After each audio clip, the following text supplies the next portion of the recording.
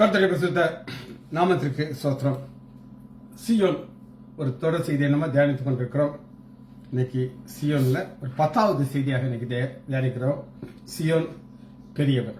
ஜெபத்தோடு இந்த செய்திக்குள்ளே கருத்தும் எத்தனை நன்மைகள் எனக்கு செய்தீர், எப்படி நன்றி சொல்வேன், நான் எப்படி நன்றி சொல்வேன். நன்றி ராஜா, நன்றி ராஜா, நன்றி ராஜா, இயேசு ராஜா, நன்றி ராஜா, நன்றி ராஜா, நன்றி ராஜா, இயேசு ராஜா. தாழ்மையில் இருந்தேன், தயவாய் நினைத்தீர், தேவனே உம்மை துதிப்பேன். தாழ்மையில் இருந்தேன், தயவாய் நினைத்தீர், தேவனே உம்மை துதிப்பேன். யா தேவனே உம்மை துதிப்பேன். உபரபா உபரபா உபரபரா உபரபா உபரபரா ரிக சகரகரகரகரா. பலவீனன் என்று தள்ளி விடாமல் பலத்தால் இடை கட்டினீர். பலவீனன் என்று தள்ளி விடாமல் பலத்தால் இடை கட்டினீர். ஐயா, பலத்தால் இடை கட்டினீர். இகிரவா இகிரவா இகிரவரா இப்பரவா இவரவரா இகரகரகரகரகரா. பாவத்தினாலே மரித்து போய் இருந்தேன், கிருபையால் ரட்சித்தீரே. பாவத்தினாலே மரித்து போய் இருந்தேன், கிருபையால் ரட்சித்தீரே. ஐயா, கிருபையால் ரட்சித்தீரே. இபிராவா இபிராவா இபிரவரா இகரவா இகரவரா இகினகரகரகரகரா. பாவங்கள் போக்கி சாபங்கள் நீக்கி பூரண சுகமாக்கினீர். பாவங்கள் போக்கி சாபங்கள் நீக்கி பூரண சுகமாக்கினீர். யா பூரண சுகமாக்கினீர். யா தானை நன்மைகள் எனக்கு செய்தீர், எப்படி நன்றி சொல்வேன், நான் எப்படி நன்றி சொல்வேன். முள்முடி தாங்கி திரு ரத்தம் சிந்தி சாத்தானை ஜெயித்து விட்டீர். முள்முடி தாங்கி திரு ரத்தம் சிந்தி சாத்தானை ஜெயித்து விட்டீர். ஐயா, சாத்தானை ஜெயித்து விட்டீர். இலிபாரா இலிபாரா இலிபரரா இப்பரபா இவரவரா இகரகரகரகரகரா. நீர் செய்த அதிசயம் 1000 உண்டு, விவரிக்க முடியாதையா. நீர் செய்த அதிசயம் 1000 உண்டு, விவரிக்க முடியாதையா. ஐயா, விவரிக்க முடியாதையா. அலரவா அலரவா அலரவரா அகரவா அகரவரா லிக சகரகரகரகரா. எனக்காக மரித்து எனக்காக உயிர்த்து எனக்காய் மீண்டும் வருவீர். ஐயா, எனக்காய் மீண்டும் வருவீர். இயேசுவின் நாமத்தினாலே ஜெபங்களை பிதாவே, ஆமென். கர்த்தருடைய பரிசுத்த நாமத்திற்கு ஸ்தோத்திரம். லீலா பிரைஸ்லார், நாகரத்னம் அம்மாத் பிரைஸ்லார். நம்ம ஒரு தொடர் செய்தியை தியானித்துக் கொண்டிருக்கிறோம். அது சியோன். இன்னைக்கு நம்ம ஏற்கனவே 12வது அதிகாரம் 6வது வசனத்துல ஒரு போர்ஷன் தியானித்தோம். இன்னைக்கு அடுத்த போர்ஷன் பார்க்கிறோம். யோவான் 12வது அதிகாரம் 6வது வசனம், சியோனிலே வாசமாய் இருக்கிறவளே. இதை நம்ம ஏற்கனவே தியானிச்சிட்டோம். சியோனிலே வாசமாய் இருக்கிறவளுக்கு நம்ம போனது. ஆனா இன்னைக்கு நம்ம பார்க்க போறது இஸ்ரவேலின் பரிசுத்தர் உன் நடுவில் பெரியவரா இருக்கிறார். அந்த பெரியவர்ங்கிற ஒரு கான்செப்டை நம்ம பார்க்க போறோம். நம்ம எல்லாரும் சியோனுக்கு போயிருக்கிறோம். இந்த செய்தி சியோனை குறித்த தொடர் செய்தி. பெரியவருக்கு கிரேட். ஏன் பெரியவர் அப்படின்னு நீங்க கேட்டீங்கன்னா, என் குடும்பத்திற்கு பெரிய காரியங்களை செய்கிறார். என் குடும்பத்திற்கு பெரிய சாகரங்கள். ஏசாயா 8வது அதிகாரம் 18வது வசனம், ஏன் அவர் பெரியவர், எனக்கு பெரிய காரியங்களை செய்கிறார் என் குடும்பத்திற்கு. ஏசாயா 8:18. இதோ நானும் கர்த்தர் எனக்கு கொடுத்த பிள்ளைகளும் சியோன் பர்வதத்திலே. அந்த பெரியவர் குடும்பத்தை பார்க்கிறார். நான் பிளஸ் என் பிள்ளைகள். சேனைகளின் கர்த்தராலே இஸ்ரவேலர்களுக்கு அடையாளங்களாகவும் அற்புதம். அடையாளம் அற்புதமாக இருக்கிறோம் அப்படின்னா என்னங்கிறத அன்னைக்கு நம்ம தியானிக்க இருக்கோம். இந்த வசனத்தை ஆவியானவர் எங்க எடுத்துக்கொண்டு போய் எழுதுகிறார் அப்படின்னு கேட்டீங்கன்னா, நம்முடைய ஆண்டவராகிய இயேசு கிறிஸ்து மாம்சத்துல வருகிறார். வாசிப்போமா? இது ஆவியானவர் இந்த வசனத்தை பெரியவர்ங்கிறதற்கு முக்கியமான காரணம் அவர் மாம்சத்துல வந்த கடவுள். ஏசாயா 2வது அதிகாரம் 13 எபிரேயர் 2:13 நான் அவரிடத்திலே நம்பிக்கையா இருப்பேன் என்று இதோ நானும் தேவன் எனக்கு கொடுத்த பிள்ளைகளும் என்று சொல்லி இருக்கிறார். யார் சொல்ற? ஏசாயா. அங்க இருந்து நம்ம தொடர்ந்து பார்க்கிறோம். எதனால ஆண்டவராகிய இயேசு கிறிஸ்து மாம்சத்திலே வந்தார்கள் நம்ம பார்க்கிறோம். ஆதலால் கனெக்ட் பண்றாங்க 13 பாருங்க. ஆதலால் பிள்ளைகள் மாம்சத்தையும் ரத்தத்தை உடையவர்களாக இயேசுவும் அவர்களைப் போல மாம்சத்தையும் ரத்தத்தை உடையவராகினார். மரணத்துக்கு அதிகாரமான பிசாசனை தமது மரணத்தினாலே அழிக்கும்படிக்கு. எதற்காக அவர் பெரியவர்னா, ஒரு குடும்பத்தை பார்க்கணும். நம்முடைய குடும்பம்ங்கிறது ஒரு யூனிட். அந்த யூனிட்டுக்குள்ள நான், என் மனைவி, என் மகள் டீனா, இந்த 3 பேர் சேர்ந்து அடையாளங்களாகவும் அற்புதங்களா இருக்கிறோம் அப்படின்னு கேட்டீங்கன்னா, என்னை ஆசீர்வதிக்கிறார், பிள்ளைகளை ஆசீர்வதிக்கிறார். என் மகள் செய்தி சொல்றதுல கிளாசிக்கா செய்தி சொல்றான். ஒரு தடவை எங்க தோட்டத்துல அவளை திடீர்னு ஒரு செய்தி சொல்ல கூட்டாங்க. பைபிள் வச்சிருப்பா, அங்க ஸ்பாட்ல இருந்து செய்தி சொல்றான். என் மனைவி சொல்றாங்க, அவள்கிட்ட எப்படி செய்தி சொல்லணும்னு கேட்டுக்கோங்க அப்படின்னா ரொம்ப சந்தோஷமா இருந்துச்சு.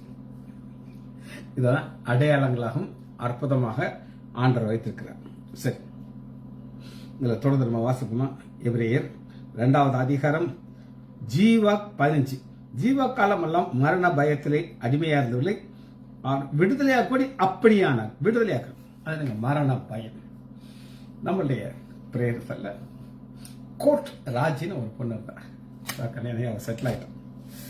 அந்த பொண்ணு பிரேயராளுக்கு வரும்போது அவ சொல்லுவா, சார் நான் ரட்சிக்கப்படுறதுக்கு முன்னாடி, இயேசு வரையறதுக்கு முன்னாடி ராத்திரி படுக்கும்போது ஒரு பயத்தோடய படுக்கும். ராத்திரி செத்து போனா நான் எங்க போவேன்னு ஒரு கேள்வியை மனதில் இருக்கும். அந்த பயமே கிடையாது. இயேசுடைய பாவத்தை மன்னித்தார், நான் பரலோகத்துல ஆண்டவர் மடியில இருக்கேன். இதுதான் நானும் என் பிள்ளை. இந்த பிள்ளைல யாருன்னா என்னுடைய மாமிசத்துல பிறந்த பிள்ளைகள் மட்டும் இல்ல, நீங்க எல்லாரும் சேர்ந்தா தான் என் பிள்ளைகள். சரி, இதில் முதல் குறிப்பு, ஏன் அவர் பெரியவர். 2வது குறிப்பை நாம் பார்க்க இருக்கிறோம். ஏசாயா 24வது அதிகாரம் 23வது வசனம். ஏன் அவர் பெரியவர். ஏசாயா 24:23 ஆளுகை செய்கிறார்கள். அப்பொழுது சேனைகளின் கர்த்தர் சீயோன் மலையிலும் எருசலேமிலே ஆளுகை செய்வதால். ஆளுகைதான் சீயோன் மலை. கனெக்டட் சீயோன் மலையை தான் நம்ம பார்க்கணும். என்னுடைய ஒரு சொந்தக்காரர் ஆளுகை. கொஞ்ச நாளைக்கு மினிஸ்டரா இருந்தோம். அம்மா ஜெயலலிதா காலத்துல பயங்கர பவர். மினிஸ்டர்லாம் வாடா படம் தான் சொல்லுவார். எங்க வீட்டுல வந்து உட்காந்துக்க பவர்ல இருக்கும்போது நான் அத்தான பார்க்க வந்திருக்கேன். ஒரு நாள் அவர் சீட்டு கிழிஞ்சிருச்சு. அவர் கார்ல போயிட்டு இருக்காரு, கவர்மெண்ட் கார்ல. நியூஸ் வருது, சீட்டு முடிஞ்சிருச்சுன்னா அந்த ஆளை வண்டியை நிப்பாட்டி அவர் இறங்க சொல்லிட்டு போயிட்டாங்க. ஒரு மரியாதைக்கு உன்னுடைய ஆளுகை முடிஞ்சிருச்சா, இறங்கிது. ஆனா இங்க அப்படி கிடையாது. இவர் 21வது வசனத்துல ஆளுகை செய்வர் யார் அப்படின்னு கேட்டீங்கன்னா, காலத்தில் கர்த்தர் உன்னதமான சேனையை உன்னதத்திலும் பூமியின் ராஜாக்களை விசாரி. 2 காரியம். அவருக்கு பரலோகத்திலேயே வல்லமை இருக்குது, பூமியிலே வல்லமை இருக்கு. இவர் பெரியவர். முதல், என் குடும்பத்தை அவர் ஆசீர்வதித்தார், என் பிள்ளைகளை ஆசீர்வதித்தார். 2வது, அவர் ஆளுகை செய்தார். 23வது வசனம். அப்பொழுது சேனைகளின் கர்த்தர் சீயோன் மலையிலும் எருசலேமிலும் ஆளுகை செய்வதால். தொடர்ந்து செய்கிற ஆளுகை. அதனால என்ன நடக்கும் அப்படின்னு நீங்க கேட்டீங்கன்னா, சூரியன் சந்திரன் கலங்கும், சூரியன் நாணமடையும், அப்படியே மூப்பர்களுக்கு முன்பாக மகிமைந்தார். இது 1000 வருட அரசாட்சியில் நடக்கக்கூடிய ஒரு காரியம். 1000 வருட அரசாட்சியில் ஏசாயா 30வது அதிகாரம். ஏன் நாணமடையும்னு கேட்டீங்கன்னா 30:26வது அதிகாரம். இங்க ஆளுகையை குறித்த அடுத்த வெளிச்சத்தை பொறுத்த ஒரு காரியம். கர்த்தர் தமது ஜனத்தின் முறிவை கட்டி அதன் அடிக்காயத்தை குணமாக்கும் நாளிலே. அடிக்காயம்னா என்ன அர்த்தம் அப்படின்னு கேட்டீங்கன்னா, ஒரு சில பாதையில் எத்தனையோ காரியங்கள் நமக்கு புரியாத காரியம் நடந்திருக்கும், நம்மளால பதில் கிடைக்காத காரியம். ஆனா அன்னைக்கு நமக்கு எல்லாத்துக்கும் ஒரு பதில் கிடைக்கும். நாளிலே சூரியனுடைய வெளிச்சம், சந்திரனுடைய வெளிச்சம் சூரியனுடைய வெளிச்சத்தை போல. சூரியனுடைய வெளிச்சம் 7 எத்தனையா இருக்கும், 7 times. இப்ப அடிக்கிற வேலையை நம்மளால தாங்க முடியுது. ஆனா இது என்ன சூரியன்கிறது நான் உங்களுக்கு பதில் காட்டுறேன். இது என்ன சூரியன் அப்படின்னு கேட்டீங்கன்னா, இந்த சூரியன் யார்? ஏசாயா 60வது அதிகாரம் 19வது வசனத்துல நம்ம நாணமடைகிற சூரியன் சந்திரன்கிறது இங்க பார்க்கணும். இனி சூரியன் உனக்கு பகலிலே வெளிச்சமாய் இராமல், சந்திரன் தன் வெளிச்சத்தை உனக்கு தராமல், கர்த்தரே உனக்கு நித்திய வெளிச்சமும் உன் தேவனே உனக்கு மகிமை. நித்திய வெளிச்சம் ஒரு நாள் வரும். நம்ம அந்த சூரியன், நீதியின் சூரியனா இருக்கிற ஆண்டவராக இயேசு கிறிஸ்து போப்போம். அன்னைக்கு ஒரே சந்தோஷமா இருக்கும். காரணம், நமக்கு அவன் ஒரு விசேஷமா ஆசீர்வாதத்தை கொடுப்பார். சரி, நம்ம என்ன செய்யணும்? எப்பவுமே எல்லாத்துக்குமே நம்ம செய்ய வேண்டிய ஒரு காரியம் இருக்கு. எல்லாத்தையுமே ஆண்டவர் பார்த்துக் கொள்கிறார். நாம் செய்ய வேண்டியது என்ன அப்படின்னு கேட்டீங்கன்னா, சங்கீதம் 9வது அதிகாரம் 11வது சங்கீதம் 9:11. சீயோனிலே வாசமாய் இருக்கிற கர்த்தரை கீர்த்தனம் பண்ணி. சீயோனிலே வாசமாய் இருக்கிற கர்த்தரை கீர்த்தனம் பண்ணி. ஒரு குட்டி கதை சொல்றேன். கதை சொல்லி நாட்கள் ஆயிடுச்சு. ஒரு நாய் கால் அடிபட்டு அது கால் உடஞ்சிருச்சு. ஒரு ஆள் அந்த நாயை தூக்கிட்டு ஒரு வெட்டினரி டாக்டர்கிட்ட கொண்டு வந்து, சார் ரோட்ல பார்த்தேன் சார், நடக்க முடியாமல் இருந்துச்சு, நீங்க கொஞ்சம் பாருங்க சார். அவரு ஒரு வெட்டினரி டாக்டர்ல அதுக்கு சில சிகிச்சைகள் கொடுத்து காலை நேராக்கிட்டார். சில நாட்கள் கழிச்சு யாரோ அவர் கதவை தட்ட சத்தம் கேட்கிற, டாக் டாக் டாக் டாக் டாக். பார்த்தா அந்த இது சரி பண்ண நாய் காலில் அடிச்சு உடைக்கப்பட்ட ஒரு நாயை கூட்டிட்டு. இந்த நாய்க்கு தெரியுது இவரால ஏன் காலை சரி பண்ணாரு. ஒரு நாய்க்கே தெரியுது. நம்ம அப்ப எத்தனை பேரை ஆண்டவருக்கு சொல்லணும் பாருங்க. அதனாலதான் சீயோனில் வாசமா இருக்கிற கர்த்தரை கீர்த்தனபடி அவர் செய்களை ஜனத்திற்குள் அறிவியுங்கள்.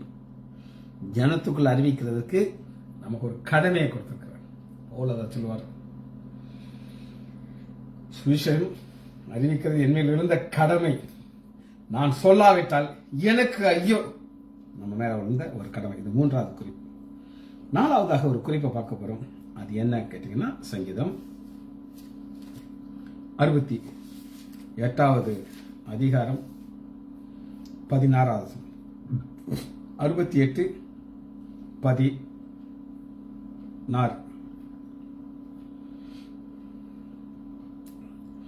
உயர்ந்த சிகரமுள்ள பர்வதங்களே ஏன் துள்ளுகிறீர்கள்?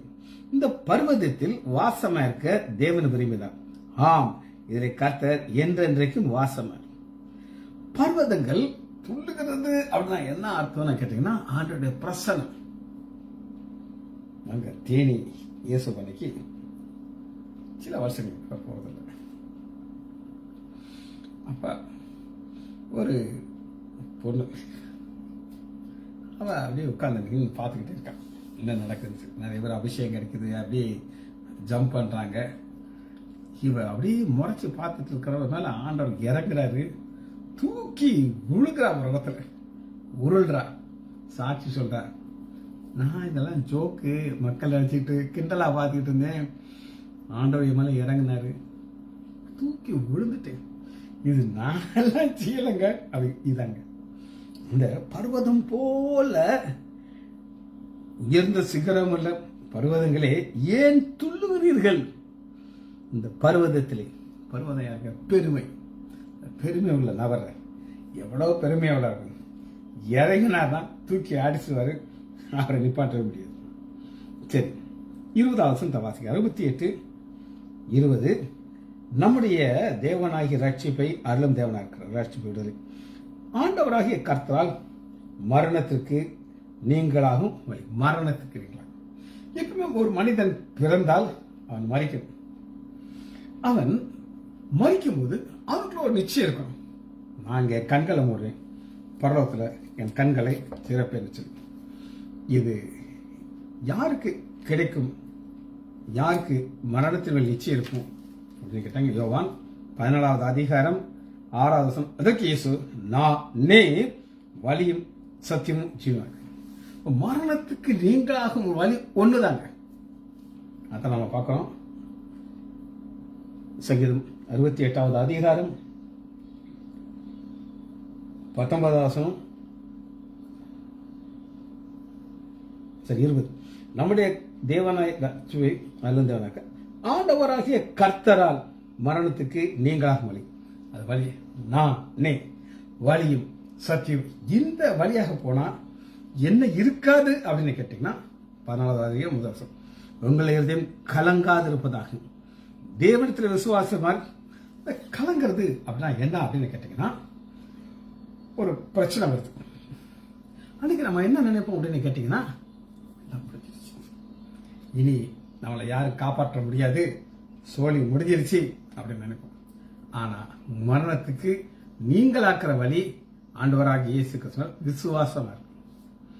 2வது, என் பிதாவின் வீட்டில் அநேக வாசஸ்தலங்கள் உண்டு. அப்படி இல்லாதிருந்தும் நான் சொல்லியிருப்பேன், உங்களுக்காக ஒரு ஸ்தலத்தை ஆயத்தம் பண்ண போகிறேன். அந்த ஸ்தலத்திற்கு நம்ம போறதுக்கு நாம் என்ன செய்யணும்? ஆண்டவராகிய இயேசு கிறிஸ்து தான் வழி என்று நம்ம அறிக்கை செய்யணும். இது பிரசனம். 5வதாக ஒரு குறிப்பை பார்க்கிறோம். அது என்னன்னா, ஏன் நம்முடைய ஆண்டவர் பெரியவர் அப்படின்னு ஒரு கேள்வி கேட்டீங்கன்னா, சங்கீதம் 133.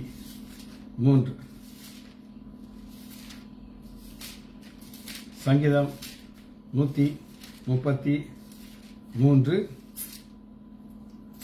3வது வசனம். ஆக என்ன ஒரு விசேஷம் அப்படின்னு நாம பார்க்கிறோம். எர்மோன் மேலும் சீயோன் பருவத்திற்கு, நம்ம சீயோனத்தை பார்த்துக்கணும், பருவத்திற்கு மேலும் இறங்கும் பனிக்கு ஒப்பா இருக்குது. அங்கே கர்த்தர் என்றென்றைக்கும் ஆசீர்வாதத்தையும் ஜீவனையும் கட்டளையிட்டிருக்கிறார். ஆசீர்வாதங்கிறது அநேகர் இது என்னுடைய ஆசீர்வாதம் நினைப்பாங்க. பல வருஷத்துக்கு முன்னாடி எனக்கு ஒரு நபரை தெரியும். அவருடைய வேற பிசினஸ் பண்ணியிருக்காரு. ஒரு பிசினஸ் என்ன அப்படின்னு கேட்டீங்கன்னா, டாக்ஸி.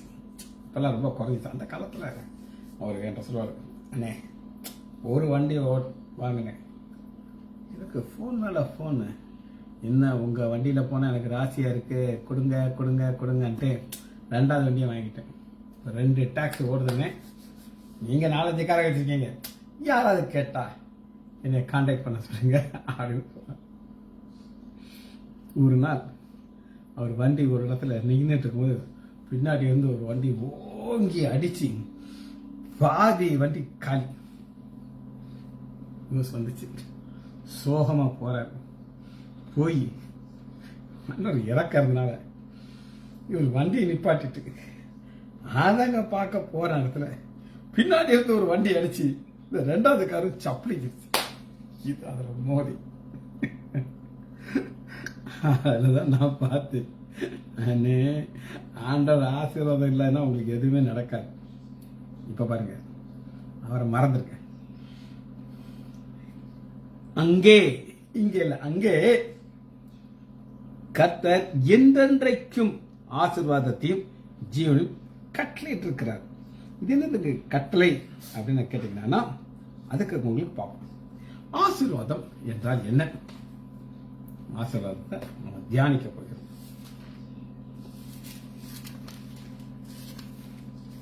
என்னாகும் 6வது அதிகாரம். இதுதான் ஆசீர்வாதம். 2 ஆசீர்வாதம் கிடையாது.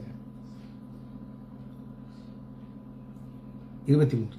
நீ ஆரோனோடும் அவன் குமாரனோடும் சொல்ல வேண்டியது என்றால், நீங்கள் இஸ்ரவேல் புத்திரரை ஆசீர்வதிக்கும் போது அவர்களை பார்த்து சொல்ல வேண்டியது, இப்படித்தான்ப்பா நீ ஆசீர்வதிக்கணும். பாயிண்ட் நம்பர் 1, கர்த்தர் உன்னை ஆசீர்வதித்து உன்னை காக்க கடவுள். ஃபர்ஸ்ட் பாதுகாப்பு. இந்த பாதுகாப்பு நம்ம ருட்டீன் லைஃப்ல எல்லாம் தெரியாது. இன்னைக்கு காலையில் திருவனந்தபுரத்துலேருந்து காரில் கிளம்பி வரோம். விருந்தினர் வந்து சேர்றது வேற, இதுக்குள்ள ஒரு பயம் இருந்துக்கிட்டு தான் இருக்குது. இப்போ 4வே வந்துருச்சு. எதிர்த்தெல்லாம் கார் வர்றது கிடையாது. இந்த பக்கம் ஒரு லேன், அந்த பக்கம் ஒரு லேன் போயிட்டே இருக்கு. ஆனால் கார் போகிற ஸ்பீடு கூடிருச்சு. உள்ள ஒரு பயம் இருக்குது. ஃபர்ஸ்ட் ஆசீர்வாதத்தில் பாதுகாப்பு வந்துருச்சுங்க. 2வது குறிப்பை பார்ப்போம். 20. கர்த்தர் தம்முடைய முகத்தை உன்மேல் பிரகாசித்து உன்மேல் கிருபையாக. முகம் பிரகாசிக்கிறதுனா என்ன அர்த்தம் அப்படின்னு கேட்டீங்கன்னா, உங்களை பார்க்குறவங்க நீங்கள் ஜெபிக்கிறவங்க சொல்லலாம். சில வருஷத்துக்கு முன்னாடி ஒரு முஸ்லீம் சகோதரி, அவள் என்னோட வயசு கூட்டினாங்க. அவங்க ஒரு 3 தலைமுறையாக எங்கள் ஆஸ்பத்திரிக்கு வராங்க. அவங்க தாத்தா எங்கள் அப்பாவுடைய பேஷண்ட், அவங்க அப்பா எங்கள் அப்பாவுடைய பேஷண்ட், இந்த பொண்ணு அடுத்த தலைமுறைலாம் என் பேஷண்ட்.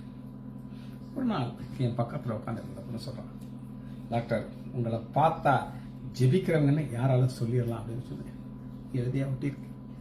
ஆனால் அவங்களால கண்டுபிடிக்க முடியாது. கர்த்தர் தம்முடைய முகத்தை உண்மையில் பிரகாசிக்க பண்ணி உண்மையில் கிருபையா இருக்க கிடவும். ஒரு காலத்துல துணிகரமான பாவியா இருந்தேன். என்னைய ஒருத்தர் சர்டிஃபிகேட் கொடுத்தாங்க, ஜாப் பண்ணுறோம். சரி, அடுத்த குறிப்பு 26. கர்த்தர் தம்முடைய முகத்தை உண்மையில் பிரசன்னமாகி உனக்கு சமாதானம் கட்டளை. சமாதானம் கட்டளை ஆகாது. ஏற்கனவே உங்களுக்கு காமிச்சேன். ஏன் கட்டளை அப்படின்னு கேட்டீங்கன்னா, இப்ப சீஃப் மினிஸ்டர் ஒரு ரூல் போடுறார், அது கட்டளை ஆகுது. ஆலோசனை செய்துதான் ஆகணும், எஸ்கேப் ஆக முடியாது. இந்த கட்டளை நம்ம பார்க்கணும். 6வது குறிப்பாக ஏன் அவர் பெரியவர், இதற்கு பதில் பார்க்க போறோம். ஏன் நம்முடைய தேவன் பெரியவர் எடுத்துக்கொள்ளாமா? செப்பனியா 3வது அதிகாரம் 19வது வசனம். செப்பனியா 3:19 பக்கம் 10:89.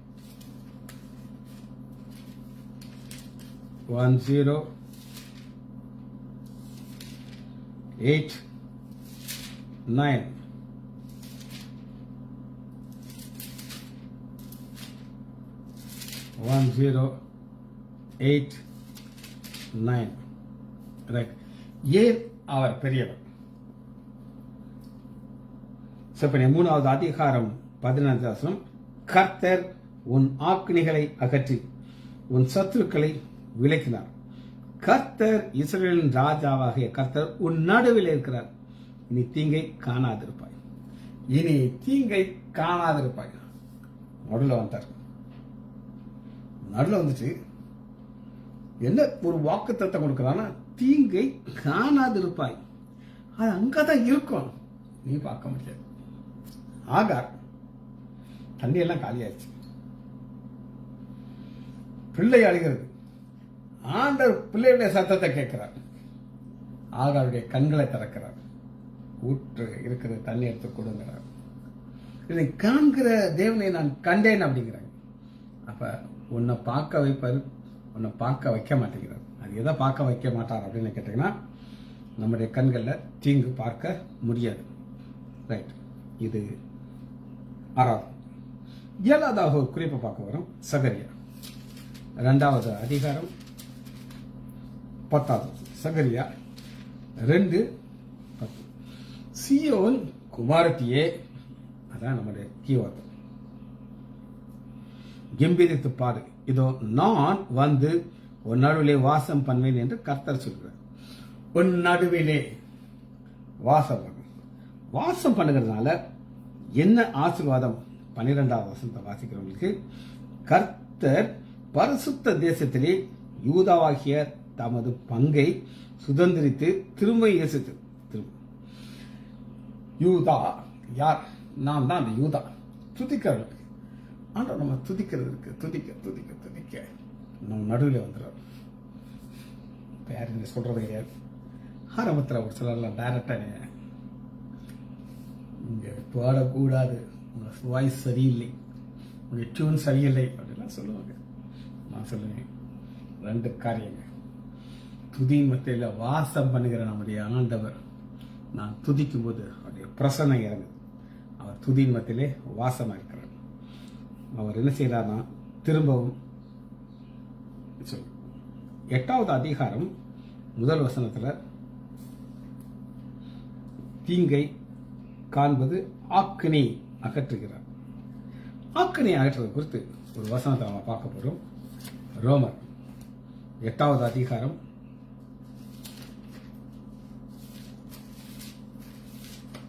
'ஏன் ஆக்கினை தீர்ப்பு நமக்கு கிடையாது அப்படின்னு கேட்டீங்கன்னா, ரோமர் 8:1, ஆனபடியினாலே கிறிஸ்து இயேசுக்குட்பட்டவர்களாக இருந்து மாமிசத்தின்படி நடவாமல் ஆவியின்படி நடக்கிறவர்களுக்கு ஆக்கினை தீர்ப்பு.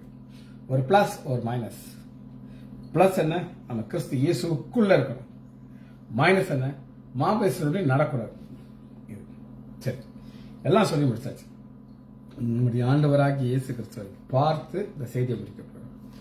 அவர் பெரியவர். லூக்கா 11வது வசனம். இப்பெல்லாம் பிதாவாகிய தேவன் உங்களுக்கு காமிச்சேன். ஆண்டவராகிய இயேசு கிறிஸ்து என்ன சொல்லுகிறார் அப்படின்னு கேட்டீங்கன்னா, லூக்கா 11வது அதிகாரம் 31. லூக்கா 11:31. தேன் தேசத்து ராஜஸ்ரீ சாலோமோனுடைய ஞானத்தை கேட்க பூமியில் வந்தார். இதோ சாலோமோனிலும் பெரியவர் இங்கே இருக்கிறார். சாலோமோன் தான் ஞானத்துல பெரியவர், ஆனா இருக்கிறார். சாலோமோனிலும் பெரியவர் இருக்கிறார். 32. யோனாவுடைய பிரசங்கத்தை கேட்டு நினைவு பக்கத்தில் மனதில் யோனாவிலும் பெரியவர் இங்கே இருக்கிறார். யார் யாரோட பெரியவர் அப்படின்னு கேட்டீங்கன்னா, சாலமோன், யோனா. அவர் ஏன் பெரியவர்? அவங்களால செய்ய முடியாத காரியத்தை நமக்கு செய்கிறார். யோனாவால செய்ய முடியாது, சாலமோனால செய்ய முடியாது. அது நம்முடைய ஆண்டவராகிய இயேசு கிறிஸ்து செய்தார். இதை பார்த்து இந்த செய்தி முடிக்க என்ன நமக்கு செய்திருக்கிறார் அப்படின்னு நீங்க கேட்டீங்கன்னா, எபிரேயர் 10வது அதிகாரம் 19வது வசனத்துல நம்ம ஒரு குறிப்பை பார்க்கிறோம். ஆகையால் சகோதரன், நாம் பரிசுத்த ஸ்தலத்துக்குள் பிரவேசிக்கிறதுக்கு, பரிசுத்த ஸ்தலத்துல நம்மளால பிரவேசிக்க முடியாது. பிரதான ஆசாரியர் வருஷத்துக்கு ஒருக்கா பிரசனம். ஆனா நம்முடைய ஆண்டவராகிய இயேசு கிறிஸ்து என்ன செய்தார் அப்படின்னு கேட்டீங்கன்னா, தமது மாமிசமாகிய திரையின் வழியாக புதிதும் ஜீவனமான நமக்கு உண்டவனவன். நமக்கு யார் யாரெல்லாம் ஆண்டவராகிய இயேசு கிறிஸ்து பெரியவர் விசுவாசிக்கிறீங்களா?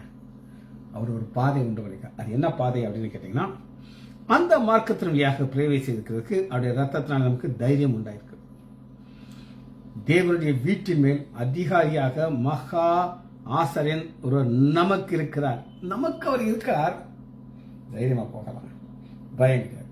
ஜபிச்சு படிப்போமா? மக இறக்கமும் கிருபையுமுள்ள பிதாவே, துதிக்கிறோம் ஐயா. நீர் பெரியவர் ஐயா, நீர் பெரியவர் ஐயா, நீர் பெரியவர் ஐயா. எங்களுக்காக ரத்தத்தை சிந்தினீர் ஐயா. இந்த மகா பரிசுத்தத்தில் பிரவேசிக்கிறதுக்கு தைரியத்தை கொடுத்ததுக்காக நன்றி ராஜா. பிள்ளைகள் ஒவ்வொருவரையும் யான் ஆண்டவராகிய இயேசு கிறிஸ்துவின் நாமத்தினாலே ஆசீர்வதிக்கிறேன். இயேசுவின் நாமத்தினால் ஜெபங்களை பிதாவே. ஆமேன், ஆமேன், ஆம்.